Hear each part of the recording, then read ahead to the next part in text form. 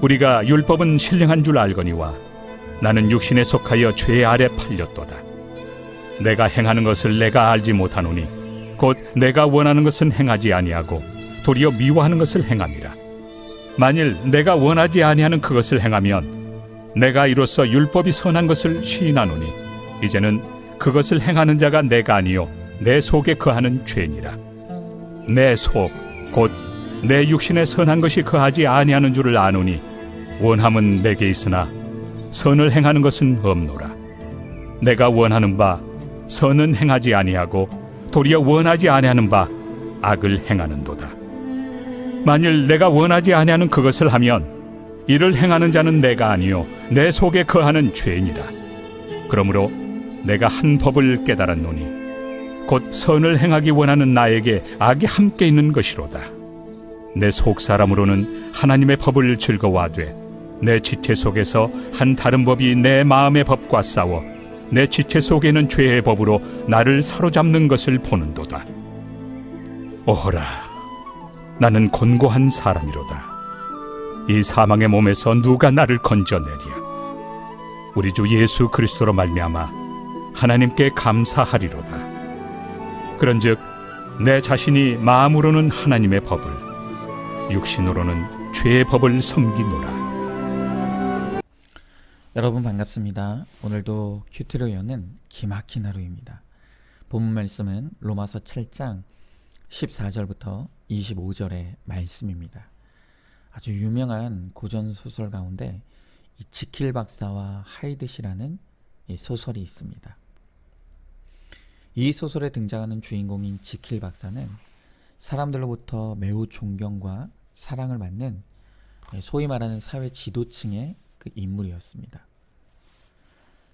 그런데 그런 그에게 남모를 고통이 하나 있었는데 그것은 그의 내면에서는 자신의 욕망대로 마음껏 일탈을 저지르며 살고 싶지만 자신의 체면과 양심 그리고 사회적 지위 때문에 그렇게 할 수 없는 그러한 갈등이 그에게 고통으로 자리 잡고 있었던 것입니다. 그래서 그는 그 고통 끝에 이 두 인격을 완벽하게 분리할 수 있는 연구에 들어갔고 마침내 그 약물을 만들어냅니다. 박사가 만든 그 약물을 먹으면 어느 때에는 순수하게 선을 추구하는 자아가 되고 또 어느 때에는 전혀 가책이나 부끄러움을 느끼지 않는 악의 화신으로 살 수 있게 된 것입니다. 그리하여 그는 그 순수한 선을 추구하는 자아를 지킬이라고 부르고 또한 반대로 순수한 악을 추구하는 자아를 에드워드 하이드라고 이름하고 이제 본격적으로 이 지킬은 그가 지킬 박사로서는 결코 저지르지 못할 모든 금지된 이 반사회적 기쁨에 취하기 위해 정기적으로 그 변화를 겪기 시작합니다. 그런데 그는 점점 이 하이드의 모습에 중독이 되어 가기 시작합니다.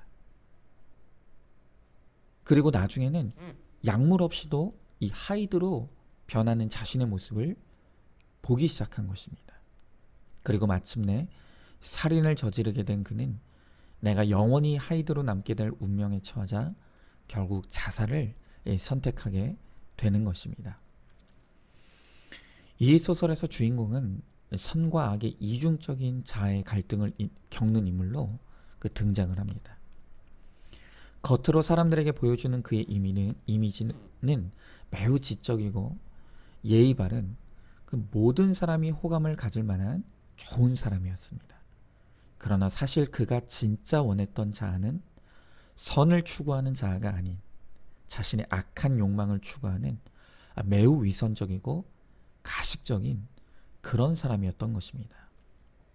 자, 그런데 이 소설이 고전이 되어서 그렇게 오랜 시간 동안 많은 사람들에게 여전히 사랑받고 읽혀진다는 것이 무엇을 의미하겠습니까? 그것은 많은 사람들이 이 소설의 주인공이 겪었던 바로 이 자아의 혼란, 인격의 혼란에 공감한다는 것이죠. 즉, 이 주인공의 내면의 갈등은 바로 우리의 갈등이기도 하다는 것입니다. 바로 오늘 바울 사도도 이러한 이 내면의 인격의 혼란을 솔직하고 진실하게 드러내어 우리들에게 보여주고 있습니다. 바울은 회심을 했고 사도까지 되었으면서도 이 내면에서 겪고 있는 갈등을 14절부터 17절의 말씀에서 적나라하게 펼쳐 보인다. 18절부터 20절에서 그 갈등의 내용을 반복합니다. 그리고 22절에서 23절 말씀에서 그것을 요약하고 있습니다. 인간은 누구나 자신 안에 상반되는 욕구를 지니고 있습니다.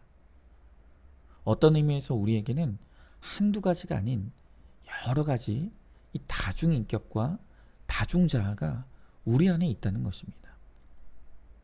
그래서 어떤 때는 거룩과 구원을 사모하지만, 그래서 말씀대로 살고 싶지만, 또 어떨 때는 그것이 한없이 찌질하고 답답하게 여겨지기도 합니다.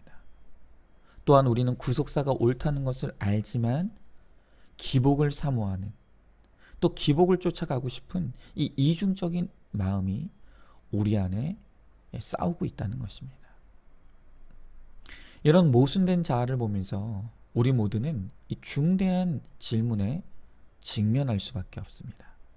그것이 무엇입니까? 무엇이 진짜 나인가?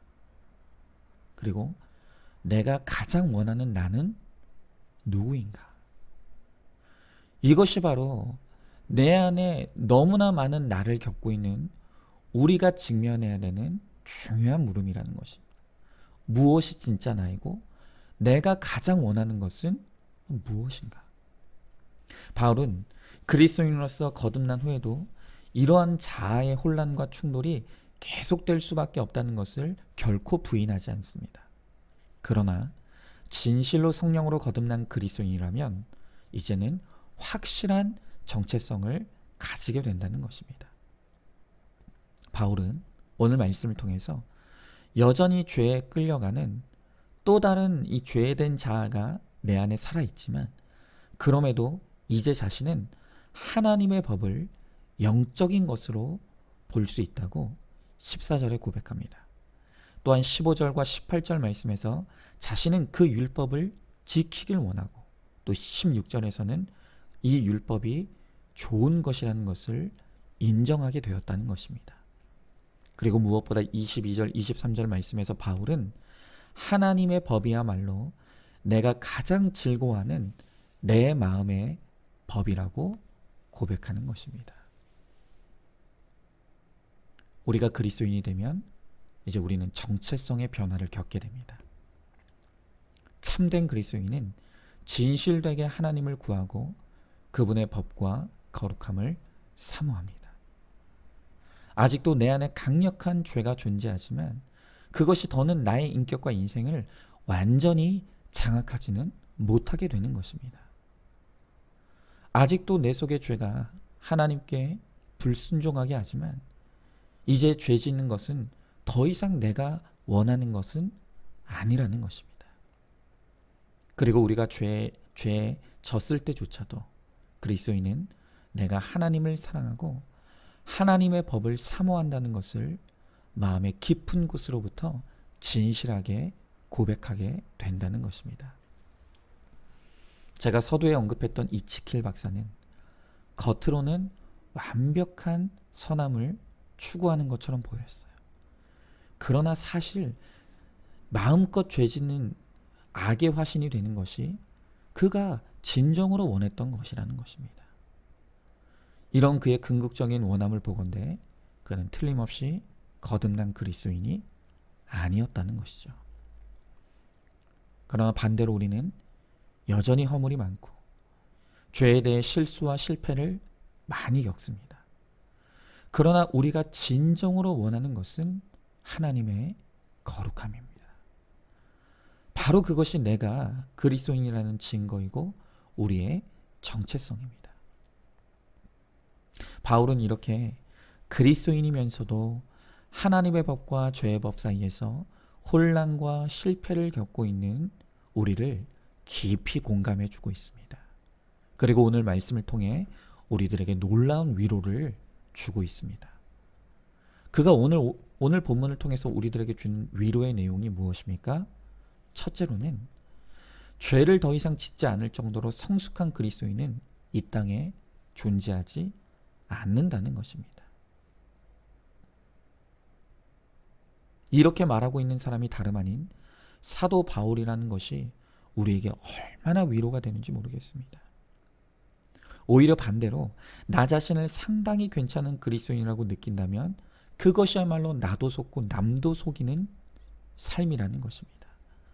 더 성숙하고 영적으로 분별력이 생길수록 자기 속에 있는 죄를 더 많이 보게 됩니다. 더 거룩해질수록 자신의 경건하지 못함에 대해 더 많은 눈물을 흘리게 된다는 것입니다. 또한 바울이 오늘 말씀을 통해 우리들에게 주는 두 번째 위로는 누구도 죄와 싸우지 않아도 되는 사람은 아무도 없다는 것입니다. 그리스도인이 된 이상 누구도 예외 없이 이제 우리의 삶에서 치열한 죄와의 싸움이 계속된다고 바울은 자신의 삶의 경험과 고백으로 우리들에게 가르쳐 줍니다.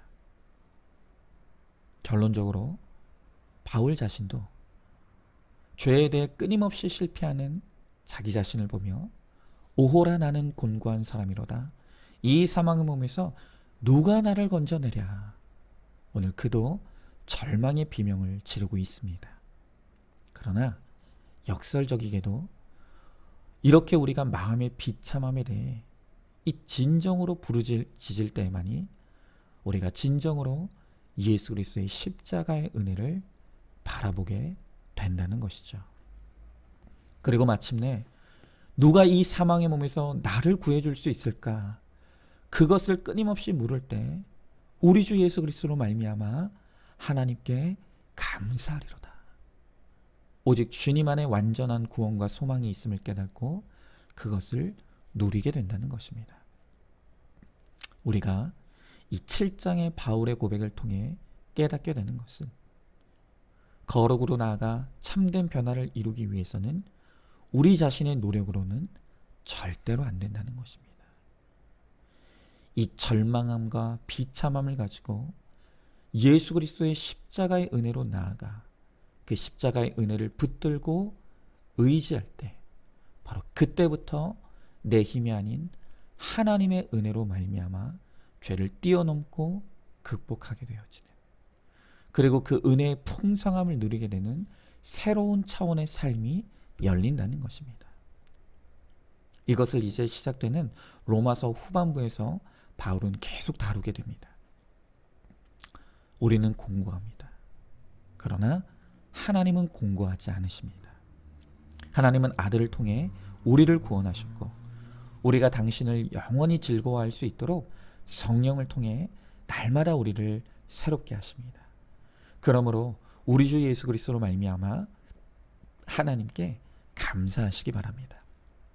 질문합니다. 지금 내 안에 어떤 자아와 인격의 혼란을 겪고 있습니까? 내가 진실로 원하는 것이 무엇이라고 생각합니까? 하나님의 거룩을 원하는 마음이 내 안에 있습니까? 이제는 내 노력이 아닌 하나님의 은혜로만 거룩해질 수 있다는 것을 고백하며 오늘도 오직 그 은혜만을 구하시기 바랍니다.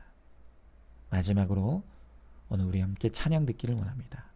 주는 완전합니다. 오늘도 큐티로 기막힌 하루를 사는 저와 여러분 우리 모두가 될 수 있기를 주님의 이름으로 축복합니다.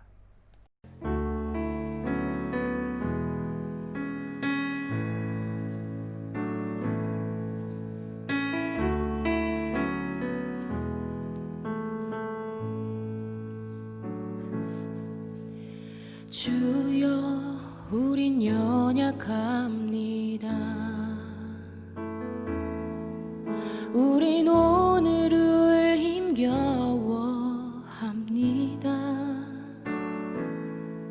주 뜻 이루며 살기에 부족합니다. 우린 연약합니다. 주여 우린 넘어집니다. 오늘 하루 또 실수합니다. 주의 긍휼을 구하는 죄인입니다. 우린 주만 바라봅니다. 한없는 주님의 은혜 온 세상 위에 넘칩니다. 가릴 수 없는 주 영광 온 땅 위에 충만합니다. 주님만이 길이오니 우린 그 길 따라갑니다.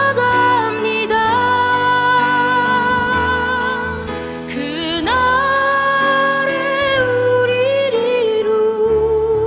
이루신 주는 완전합니다.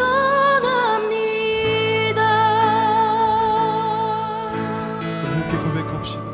주여 우리 연약합니다. 주여 우린 연약합니다. 우린 오늘을 힘겨워합니다. 주 뜻 이루며 살기에 부족합니다. 우린 연약합니다. 주여 우린 넘어집니다. 주여 우린 넘어집니다. 오늘 하루 또 실수합니다. 주의 긍휼을 구하는 죄인입니다. 우리 주만 바라봅니다. 한없는 주님의 은혜 온 세상 위에 넘칩니다. 가릴 수 없는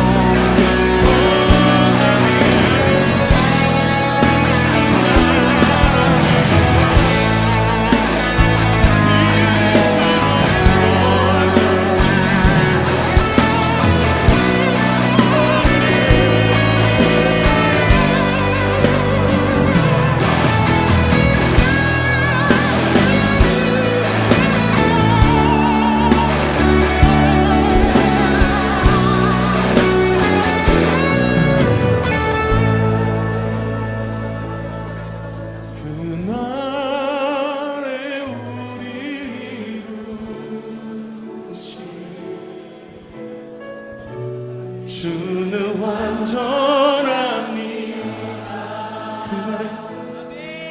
그날에 우리